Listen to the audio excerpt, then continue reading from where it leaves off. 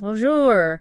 So today we're going to be looking at the film Passengers. Yes. And we're going to be talking about things like solitude and destiny and choice and just kind of like the themes that it brings up. I think it's interesting because all of these themes are really tied together. Yeah, they're all sort of intertwined. Exactly. So I guess maybe we can start with the premise. Yes. What is this movie about? And what are the circumstances that kind of lead to these questions that we're going to be discussing? Okay, so we have this spaceship, the Avalon, and it's carrying thousands of passengers. Thousands. In suspended animation. They're all asleep. Yes, exactly. They're on their way to this new planet called Homestead II, and, something happened, something unexpected. Right, it's supposed to be like a 120-year journey or something like that. Yeah, something like that. And so they're all supposed to be, sleeping this whole time.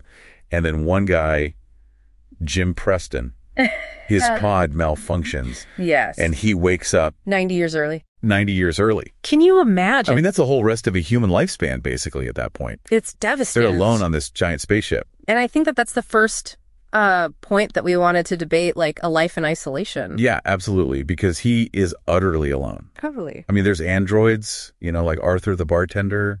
But it's not the same. It's not the same as human connection. Exactly. There's a void in his life that can't be filled by, just automated services and androids. Yeah. And he really struggles with that. And you see him trying to cope in different ways. Yeah. Using all the amenities on the ship. He even tries to, fix his pod and go back to sleep, but he can't. Right. There's no way for him to get back to that suspended animation. No. So he's really faced with this very difficult reality of living out the rest of his life on this ship completely alone. And what I find really interesting is that this kind of isolation forces him to confront his own mortality. Oh, yeah, absolutely. Like he is suddenly acutely aware of the fact that he's going to die on this ship. Yeah, he's going to die alone. Alone, and it's not, how he planned it at all.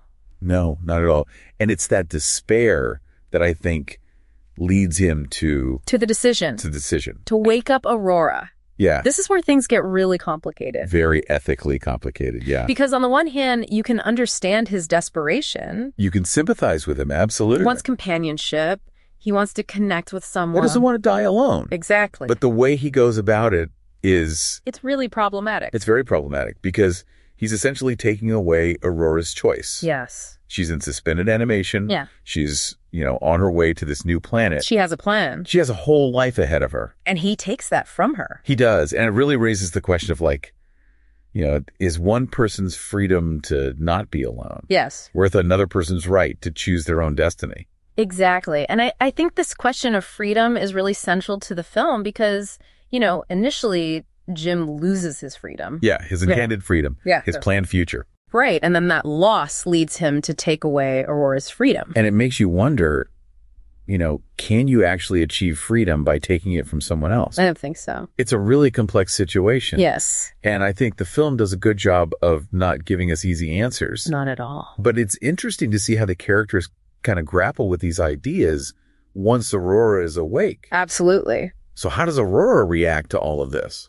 Well, understandably, she's furious. Yeah, she's angry. She feels betrayed. And rightfully so. Absolutely. She had a whole future planned, and now that's been taken away from her. And she's trapped on this ship with Jim. With the person who did this to her. And I think what's fascinating is that even when they're able to repair the ship, right, and there's a possibility of her going back into hibernation and fulfilling her original plan, she chooses not to. She chooses to stay with Jim. And that's a really significant decision because it suggests that maybe freedom isn't just about individual choice. Right. Maybe it's also about connection and the relationships we form. Mm-hmm. Exactly. Maybe freedom can be found in choosing to be with someone, even in difficult circumstances. Yeah, and they do start to build a life together on the ship. They do. Jim focuses on repairing the ship. And they even create a garden. Yeah, which I think is a really beautiful symbol. It is. Of them, trying to create something new. And finding meaning. In this unexpected situation. Yes. And it kind of speaks to this idea that even when our destiny seems predetermined, like Jim's pod malfunctioning, we still have the power to choose how we respond to those circumstances. And how we create meaning within them. Exactly. And I think Arthur the bartender actually says something really interesting to Jim at one point. What does he say? He says something like, you can't always be where you want to be, but you can make the most of where you are. That's very wise.